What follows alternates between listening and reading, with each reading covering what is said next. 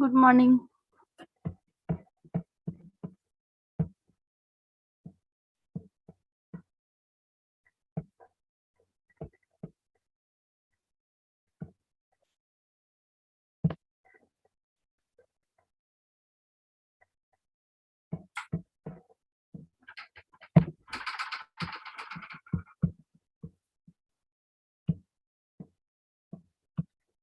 कौन सा?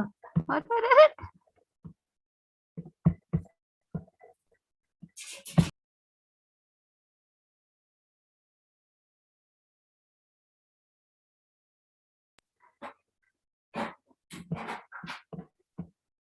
हम लोग पिछले क्लास में कौन सा टॉपिक देख रहे थे?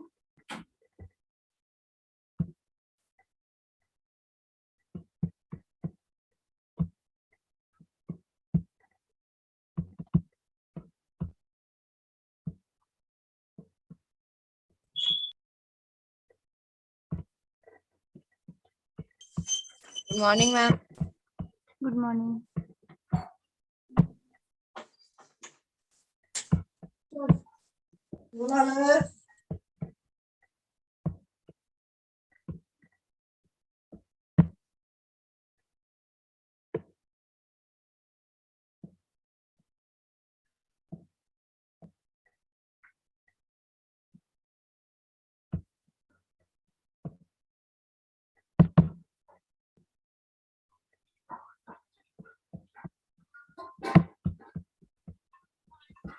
Good morning, ma'am.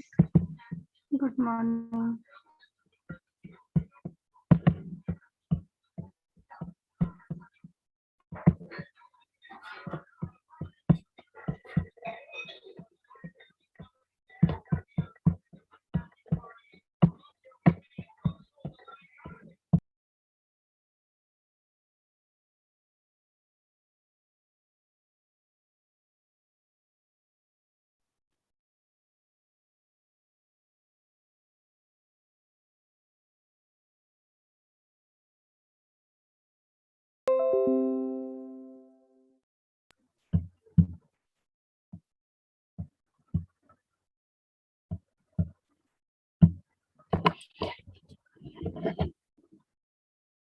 पिछले क्लास में हम लोग ट्रांजिशन देख रहे थे ना, एनिमेशन हो चुका था।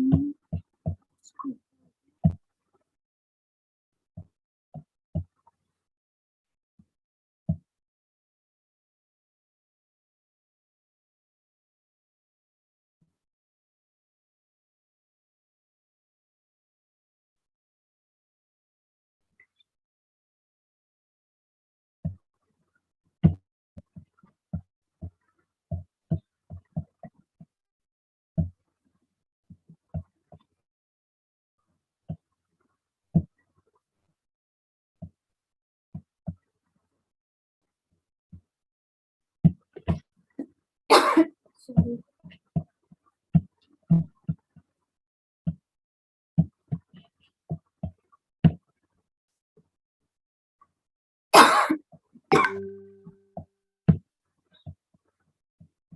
हम लोग एनिमेशन टैब देख रहे थे ना।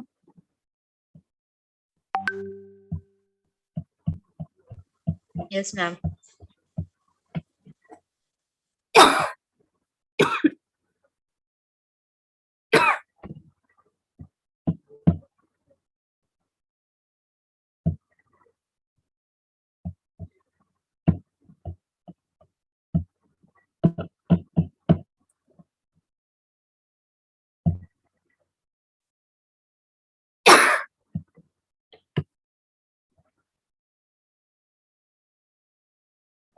देखिए इसमें ना हम लोग दो वर्क करते हैं। पहला क्या करते हैं कि ट्रांजिशन करते हैं। ट्रांजिशन हमारा बताए थे हम, ट्रांजिशन आपका होता है स्लाइड के लिए, यानी कि ये जो स्लाइड्स हम यूज कर ये जो स्लाइड हम यूज कर रहे हैं इसके लिए मेरा क्या यूज होता है, ट्रांजिशन। और अगर इसके ऊपर इफेक्ट डालना था तो हम लोग किसको यूज कर रहे थे, कस्टम एनिमेशन को, यानी कि एनिमेशन यूज करते हैं हम लोग। यहाँ से कस्टम एनिमेशन ये करके भी दिखाए थे। एक्चुअली में इस पे होगा भी, इसको रन करके हम लोग देख लो। ये आपका ट्रांजिशन हुआ, ठीक है, अभी जो हुआ। अब ये जो हो रहा है ये आपका क्या है, एनिमेशन, यानी कि जो भी हम टेक्स्ट डाल रहे हैं या उसके ऊपर में हम क्या कर रहे हैं, एनिमेशन को डाल रहे हैं।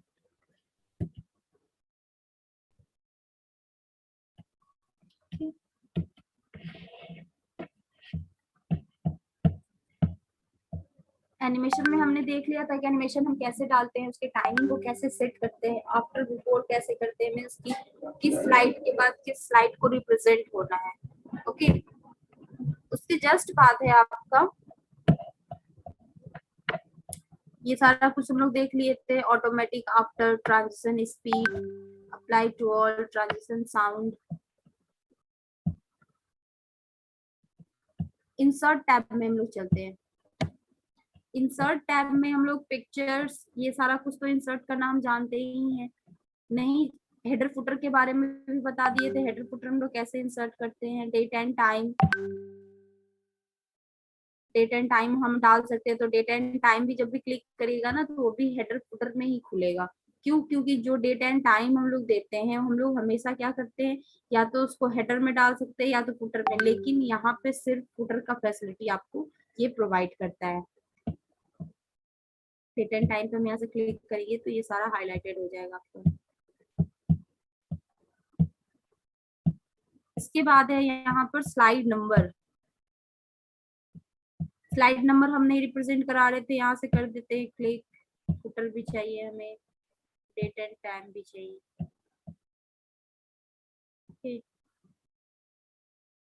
अपडेट ऑटोमेटिक मीन्स कि ये जो डेट हम डाल रहे हैं ये अपडेट होना चाहिए ऑटोमेटिक, ऐसा नहीं है कि जो पहले का दिया हुआ हो वही रहे। And apply to all. Okay, हम लोग यहाँ से चेक कर लेते हैं। फर्स्ट स्लाइड को हमने छोड़ा हुआ था, वहां पे हमने नहीं डाला था। अब यहाँ देखिए हम लोग उस दिन कितने तारीख को डाले थे।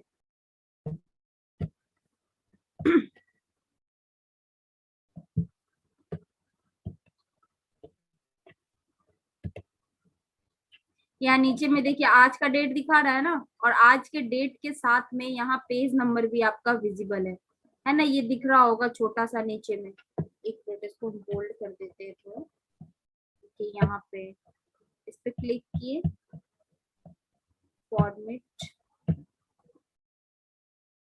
फॉर्मेट में जाके इसके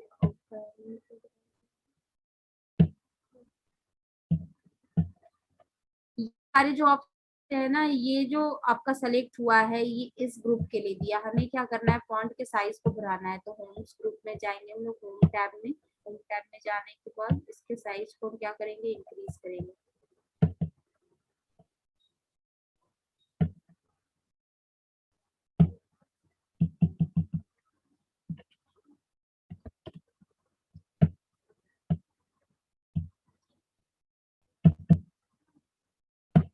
पहले उसको सेलेक्ट करना पड़ेगा, हम सेलेक्ट नहीं किए थे।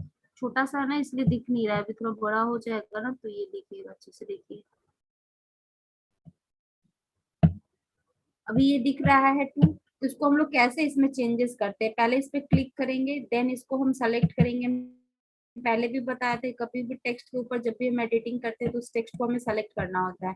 सेलेक्ट करने के बाद आपको जो भी ऑपरेशन परफॉर्म करना है यहाँ से आप उसको कर सकते हैं। इसके कलर को आप चेंज करा सकते हैं, जो भी कलर आपको डालना है कलर को चेंज करा सकते हैं। देखिए कलर चेंज हो रहा है।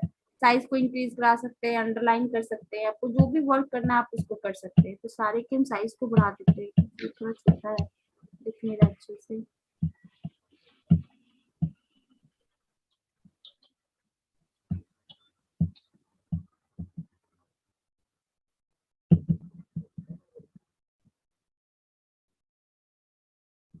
काम करिएगा आप लोग, जिन लोगों के पास भी सिस्टम है ना। नेक्स्ट क्लास आप लोग को कब है? सैटरडे को है ना? हाँ, सैटरडे को आप लोग एक पीपीटी बनाइएगा। टॉपिक क्या होना चाहिए? टॉपिक आपका होना चाहिए फंडामेंटल्स ऑफ कंप्यूटर। ठीक है, तो फंडामेंटल ऑफ कंप्यूटर्स में हिस्ट्री नहीं लिखना है, हिस्ट्री को छोड़ दीजिएगा।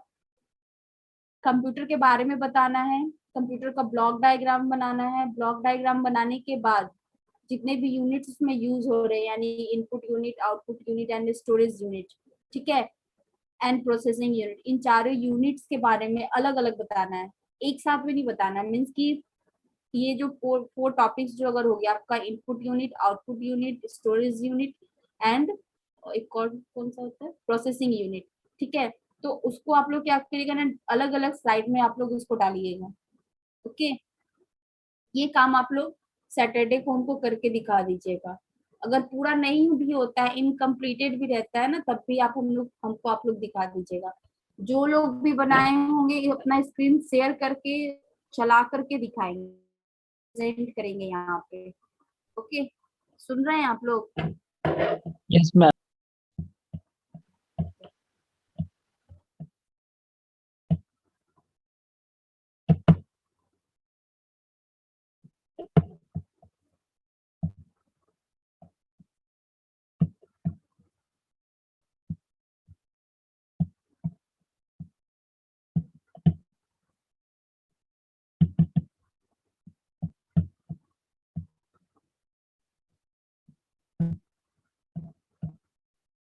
मैम बस ट्रांजिशन और एनिमेशन का यूज करना है ना?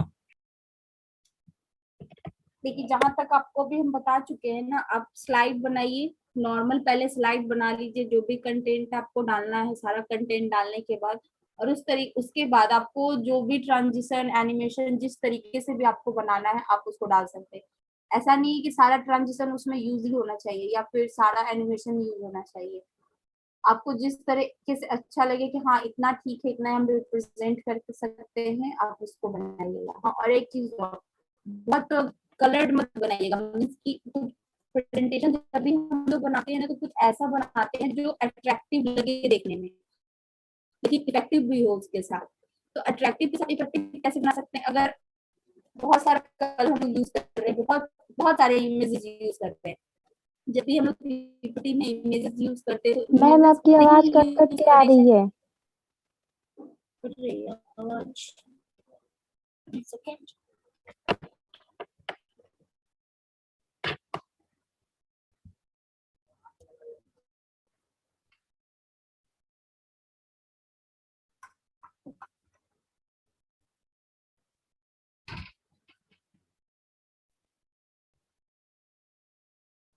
एक मिनट वेट करिएगा, इसको हम दूसरे नेटवर्क से कनेक्ट कर लेते हैं। नेटवर्क नहीं से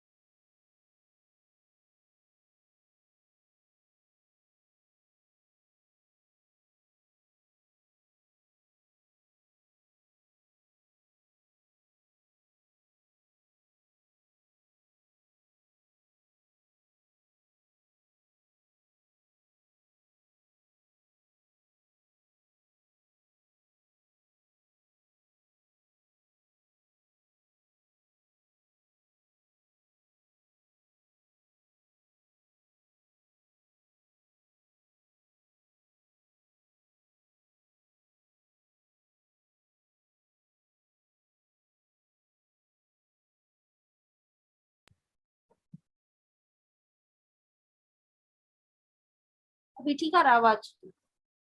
हेलो, Yes, ma'am.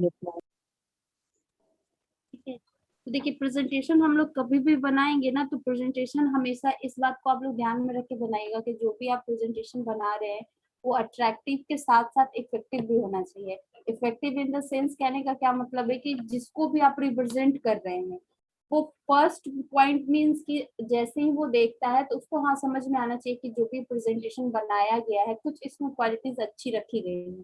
अगर आप मान लीजिए कि जो भी प्रेजेंटेशन है आप बनाते हैं बहुत कलर्ड रखते हैं, पिक्चर्स डाल देते हैं, बहुत सारे बैकग्राउंड्स पे बहुत सारी पिक्चर्स डाल देते हैं, उस केस में क्या होगा कि जो कंटेंट आप दिखाना चाहते हैं वो कंटेंट रिप्रेजेंट ही नहीं हो पाता है। सारा फोकस कहाँ चला जाता है, सारा फोकस जो भी हमारा प्रेजेंटेशन का डेकोरेशन है उस डेकोरेशन के ऊपर चला जाता है। हाँ, डेकोरेशन वाला प्रेजेंटेशन आप कब बना सकते हैं, अगर मान लीजिए कि आपके स्कूल कॉलेज में कोई फंक्शन है और उस फंक्शन में आपको रिप्रेजेंट करना है किसी तरीके का प्रेजेंटेशन, मीन्स की मान लीजिए कि अगर आप अपने फ्रेंड सर्कल को अगर रिप्रेजेंट कर रहे हैं वहां पे, तो फ्रेंड्स के बारे में बताना है या फिर कुछ, या फिर टीचर्स के बारे में एक्सप्लेन करना है, तो उस केस में हम क्या कर सकते हैं कि वो थोड़ा बना सकते हैं अट्रैक्टिव, बहुत सारे कलर्स डाल सकते हैं, पिक्चर्स डाल सकते हैं, बहुत सारे एनिमेशन को यूज कर सकते हैं। लेकिन अगर ऑर्गेनाइजेशन के पॉइंट ऑफ व्यू से या एजुकेशन के पॉइंट ऑफ व्यू से कभी भी हम लोग प्रेजेंटेशन बनाते हैं तो बहुत ज्यादा कलर्ड नहीं होना चाहिए, बहुत सारा उसमें पिक्चर्स नहीं होना चाहिए। उससे क्या होता है कि जो एक्चुअल कंटेंट आप रिप्रेजेंट कराना चाह रहे हैं उस कंटेंट को छोड़ करके बाकी सारा कुछ रिप्रेजेंट हो रहा है। ठीक है, तो आप लोग ये चीज ध्यान में रखिएगा, लेकिन ऐसा मत करिएगा कि पिक्चर डालिएगा ही नहीं। हाँ, पिक्चर यूज करिएगा तो उन सारे पिक्चर्स को यूज करिएगा जो आपके टॉपिक से एक्चुअल रिलेट कर रहा हो। मीन्स कि अगर हम इनपुट यूनिट की अगर बात कर रहे हैं तो भले ही आप इनपुट यूनिट के बारे में कम लाइंस लिखे हो, लेकिन कुछ पिक्चर्स डालिएगा जो रिप्रेजेंट कर रहा हो इनपुट यूनिट को। उससे क्या होगा कि अगर इस तरीके का अगर आप स्लाइड प्रेजेंट करते हैं तो इस केस में क्या होता है कि जो भी आपका व्यूअर है यानी कि जिसको आप रिप्रेजेंट कर रहे हैं वो जब देखेंगे तो उन्हें ये लगेगा ना कि हाँ ठीक है, इन्होंने कंटेंट कम रखा है, इमेजेस डाले हैं, तो उससे ये इम्पैक्ट जाता है ना कि जो भी एक्सप्लेनेशन आप करने वाले हो, कंटेंट तो इसमें दिया नहीं गया है, यानी कि जो भी आप एक्सप्लेनेशन देने वाले हैं वो सारा आपका किस पे डिपेंड कर रहा है, पिक्चर के ऊपर डिपेंड कर रहा है। तो आप पिक्चर्स जो उतना जिस भी पिक्चर को आप यूज करेंगे, जितने भी पिक्चर्स आप डालेंगे पीपीटी में, उन सारे पिक्चर्स के बारे में आपके पास नॉलेज होना चाहिए। ऐसा नहीं है कि अगर हम 5 पिक्चर डाल रहे हैं तो उसमें एक पिक्चर के बारे में ही जानते, बाकी के बारे में नहीं जानते, तो आप सोचेंगे कि चलिए एक के बारे में हम जानते हैं ना, यही बस बता करके और आगे बढ़ जाएंगे। नहीं, ऐसा कभी मत करिएगा। ऐसा करने से क्या होगा कि अगर आप एक पिक्चर को रिप्रेजेंट कर देते हैं, बाकी पिक्चर्स को छोड़ देते हैं, तो ये निगेटिव इम्पैक्ट जाएगा ना। जो व्यूअर है वो तो जरूर ये बात सोचेंगे कि अच्छा इन्होंने एक ही पिक्चर क्यों प्रेजेंट किया, इतने सारे पिक्चर्स दिए गए हैं। तो सारे पिक्चर्स के बारे में, जितने पिक्चर्स आप यूज कर रहे हैं सारे पिक्चर्स के बारे में कम से कम आपके प्रेजेंटेशन में एक लाइन जरूर होना चाहिए जो भी आप बोल रहे हैं। ठीक है, तो इससे क्या होता है ना कि जब भी आप प्रेजेंटेशन रिप्रेजेंट करेंगे तो पहला तो ये कि आपका जो प्रेजेंटेशन है औरों से अलग रहेगा। औरों से अलग क्यों रहेगा, क्योंकि आपने कंटेंट बहुत कम डाला है, ग्राफिकल बहुत यूज किया, यानी ग्राफिक्स के फॉर्मेट में दिखाया, पिक्चोरियल रिप्रेजेंटेशन किया है। मीन्स कि सारे वर्क आप पिक्चर के फॉर्मेट में क्या कर रहे हैं कि यूज करा रहे हैं।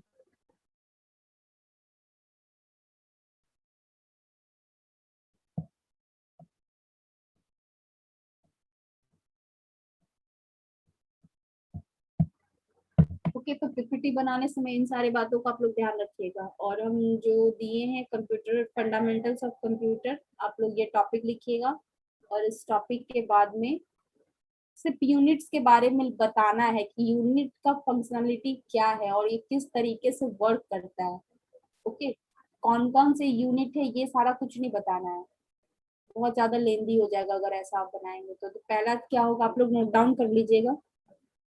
फंडामेंटल्स ऑफ कंप्यूटर टॉपिक है आपका, उसके बाद सब टॉपिक है कि कंप्यूटर्स के बारे में आप लोग बताएंगे, कंप्यूटर क्या है एक्चुअल में, इसका वर्क क्या है, एप्लीकेशन क्या है और फंक्शन क्या है।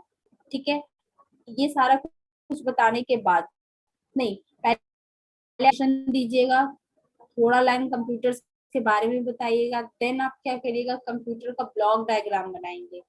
ओके, ब्लॉक डायग्राम बनाएंगे तो ब्लॉक डायग्राम में आपका 4 यूनिट होता है, input unit, output unit, storage unit and processing unit.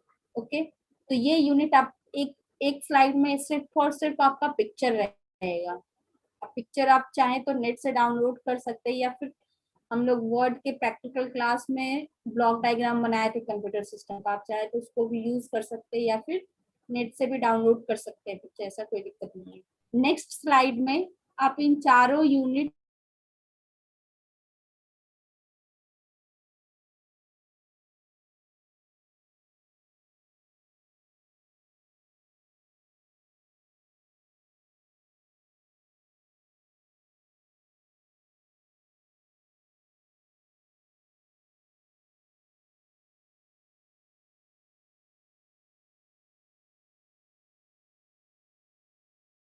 क्या हुआ, Yes, मेरा ma'am. आवाज नहीं जा रहा है क्या? कोई रिस्पॉन्स नहीं दे रहा है। एप्लीकेशंस तो पता है ना कंप्यूटर्स के क्या Yes, क्या क्या ma'am. है, तो उन सारे एप्लीकेशन को बहुत ज्यादा नहीं, ठीक है 5 एप्लीकेशन बस लिखिएगा। एप्लीकेशन तो बहुत सारे, लेकिन 5 ही एप्लीकेशन को लिखिएगा विद पिक्चर। ओके, अभी अगर यहाँ अगर मौका मिलेगा अगर हमको, तो आप लोग से ऐसा भी करवा सकते हैं कि रिप्रेजेंट भी करवाएंगे, लेकिन नेक्स्ट क्लास में नहीं, उसके बाद देखेंगे कब हमको रिप्रेजेंट कराना है। लेकिन आप लोग नेक्स्ट क्लास में इतना हमको बना करके जरूर दिखाइएगा। Okay, ma'am. नेक्स्ट हम लोग बढ़ते हैं इंसर्ट टैब में। हमारा स्लाइड नंबर हो गया ऑब्जेक्ट। ऑब्जेक्ट जैसे ऑब्जेक्ट एमएस वर्ड में यूज किए थे उसी तरीके से हम यहाँ भी यूज करते हैं, ठीक है। ये बताने की जरूरत नहीं है, अगर पूछना होगा तो बता दीजिएगा, हम बता देंगे। हाइपरलिंक, हाइपरलिंक आप क्रिएट कर सकते हैं।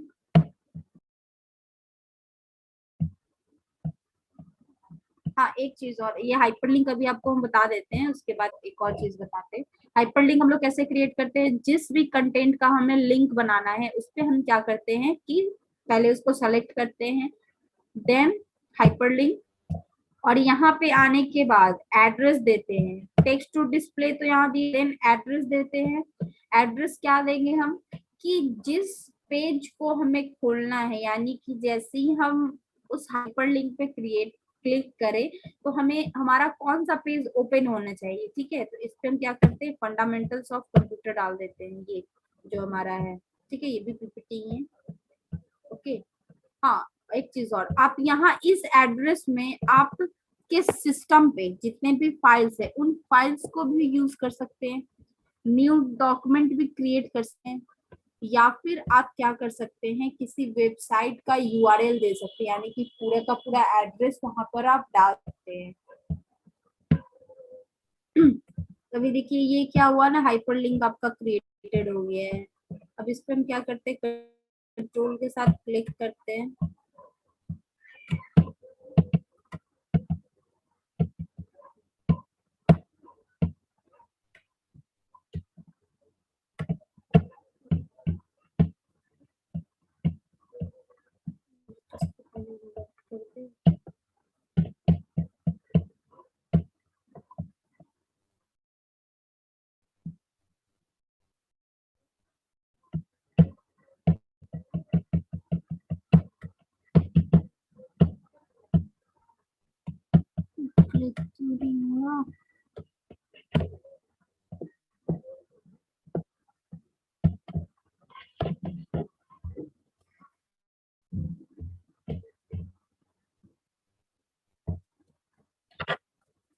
देखिए तो क्या हुआ, हाइपरलिंक में ये दूसरा लोकेशन खुल गया, ये लोकेशन दिख रहा है आप लोगों को, ठीक है।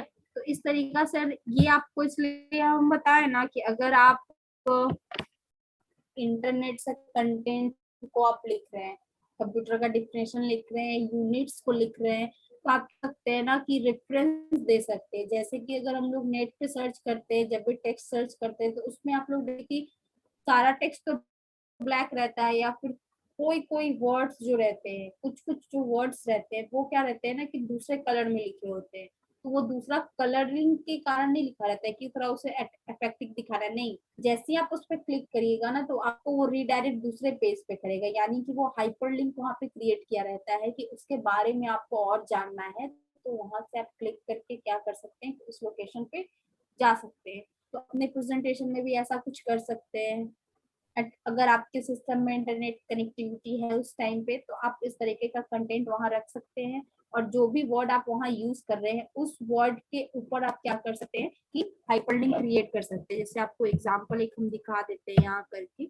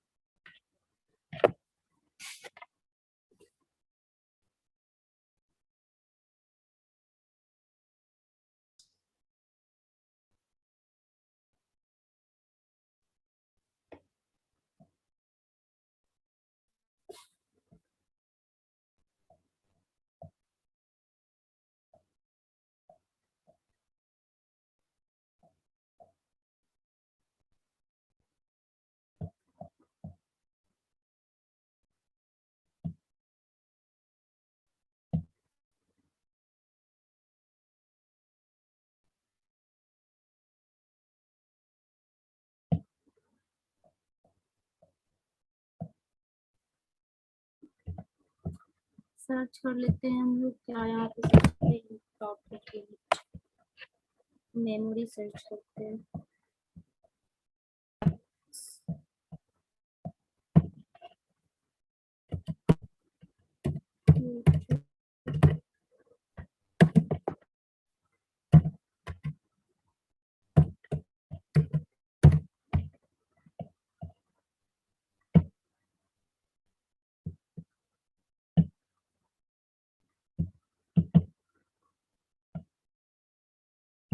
हम लोग सर्च यहाँ से कंप्यूटर मेमोरी,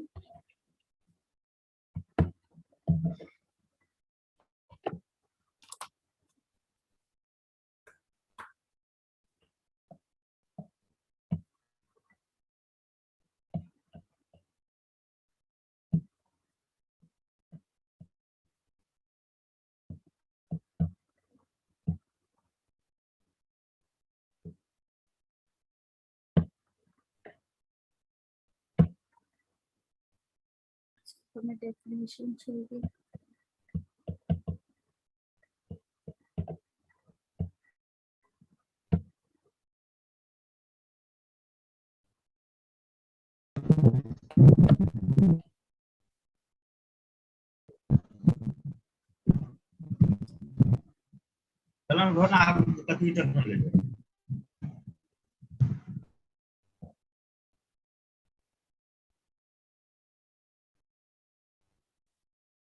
वेदर के कारण थोड़ा नेटवर्क पोर चल रहा है।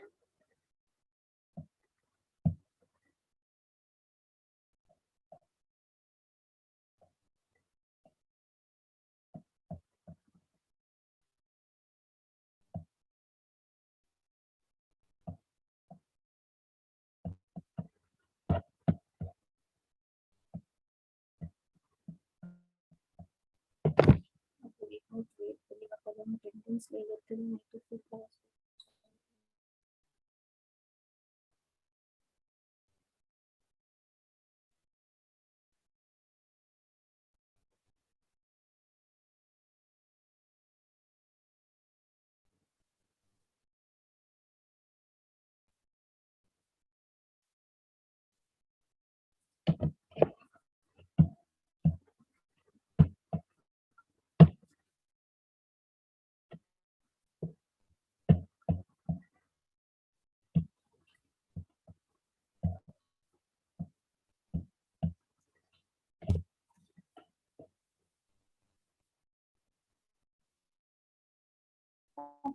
कनेक्शन,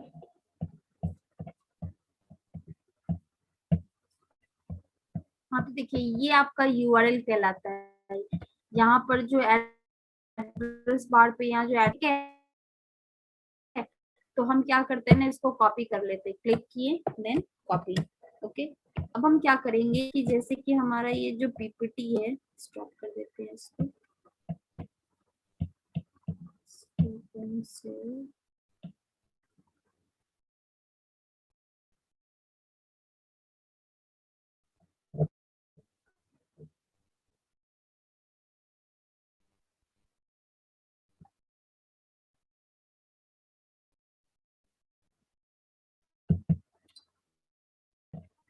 ओके, ये जो मेमोरी मैंने यहाँ पे लिखा हुआ है, इस पर लिंक क्रिएट कर लेते हैं। सेलेक्ट कर लिए, देन इंसर्ट, ओके, और इस एड्रेस पे जो भी हम यूआरएल कॉपी किए हैं वो यूआरएल को हम यहाँ पे डाल देते हैं।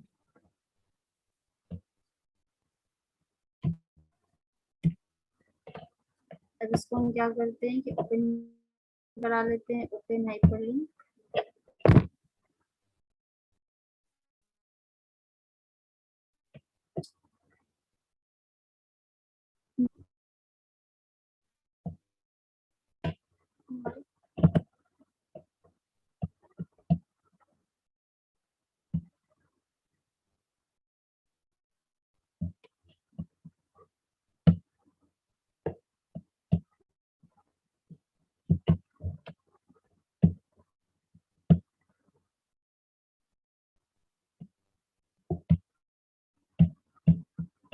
आगे इसको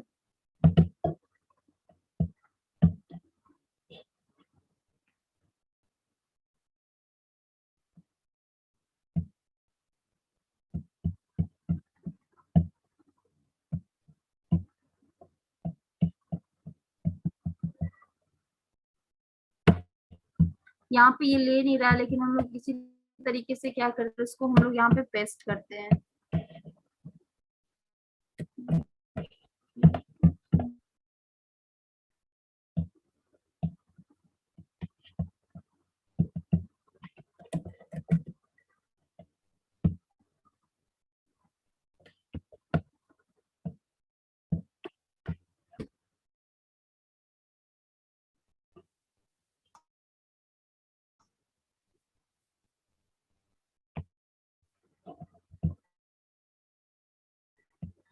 Could not download the information you requested.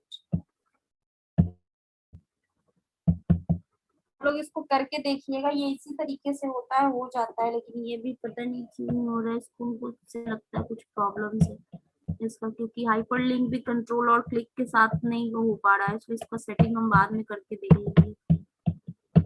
Next है इंसर्ट टैब में आपका साउंड एंड मूवी, ये बहुत इंपॉर्टेंट है। एनिमेशन हम यूज कर रहे हैं, अगर हमें साउंड भी कुछ देना है, अगर आपके सिस्टम पे साउंड है तो आप दे सकते हो, और movie in the form of video, अगर आप वीडियो क्लिप दिखाना है, तो इस सिस्टम पे तो कोई है नहीं वीडियो क्लिप, तो यहाँ पर कुछ video clip means power point के, तो यहीं से हम ले लेते हैं।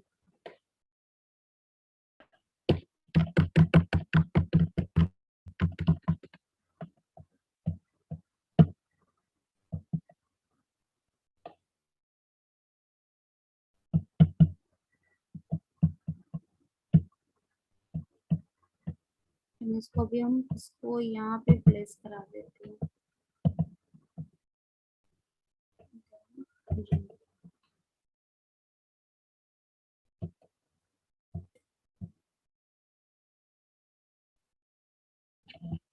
देख रहे हैं ये चल रहा है, क्योंकि ये 2 बार इसलिए दिखा रहा है ना कि हम वहां पे 2 बार इसको क्लिक कर दिए थे, इसलिए 2 बार दिखा रहा है। ये मूवी देख रहे हैं, यानी ये GIF पे कुछ एनिमेशन टाइप का आपका दिया हुआ है, वो आपको यहाँ पे दिखा रहा है। उसी तरीके साउंड को भी यूज कर सकते हैं। साउंड यूज करने के टाइम पे आप एक चीज ध्यान रखिएगा कि ये जो साउंड का जो है वो आइकन आपको हाइड करके रखना होता है अपने PPT से।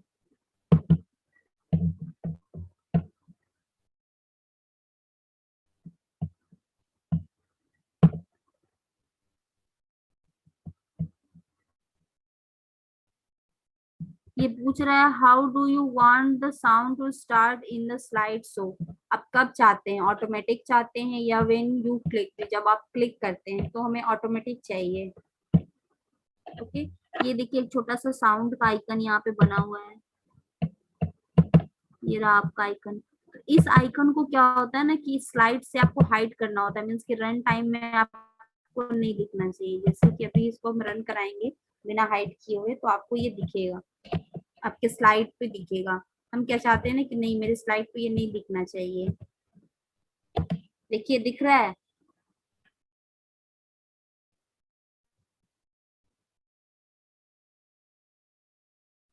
नहीं दिया, ये आपका साउंड था, साउंड इफेक्ट। हम क्या चाहते हैं ना कि नहीं, ये साउंड आपको यहाँ पे दिखना नहीं चाहिए, जो भी साउंड का ये आइकन है। तो हम यहाँ से क्या करेंगे, इसको ऑप्शंस में जाएंगे, और ऑप्शंस में जाने के बाद यहाँ पे आपका होगा इसको हाइड करने का option, hide during show. Okay, कर दिए हम लोग। और यहाँ पे एक चीज और दे रहा है कि अगर आपको लूप अंटिल स्टॉप, यानी कि जब तक मेरा स्लाइड चल रहा है तब तक ये रिंगटोन हमें चाहिए, जो भी टोन है वो हमें चाहिए। यहाँ से हम क्या करते हैं कि उस ऑप्शन को चूज कर लेते हैं। ओके, मैक्सिमम साउंड हमने क्या कर दिया है, साउंड प्ले ऑटोमेटिक कर दिया है, and slide show volume medium है, मीडियम ठीक। रिव्यू चेक कर लेते हैं एक बार हम लोग किस तरीके से ये दिखाएगा। इस तरीके से हमें साउंड ये सुनाई देगा। अब क्या करते हैं कि इसको हम लोग रन करा के देखते हैं।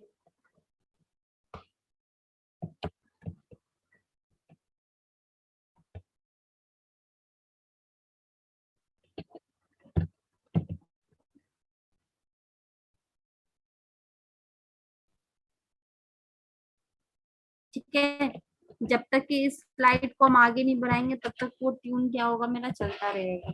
तो इस तरीके से आप क्या कर सकते हैं कि अपने पीपीटी में किसी वीडियो क्लिप को भी यूज कर सकते हैं और साउंड इफेक्ट भी डाल सकते हैं। साउंड इफेक्ट कहने का क्या मतलब कि पूरा का पूरा स्लाइड आपका किसी साउंड के ऊपर चल रहा है, किसी भी ट्यून को आप यूज कर सकते हैं या फिर आपका खुद का रिकॉर्डेड कोई साउंड हो वो कर सकते हैं। ठीक है, तो आप क्या कर सकते हैं कि अपने प्रेजेंटेशन में किसी भी तरीके के ऑडियो क्लिप और वीडियो क्लिप को आप यूज करा सकते हैं।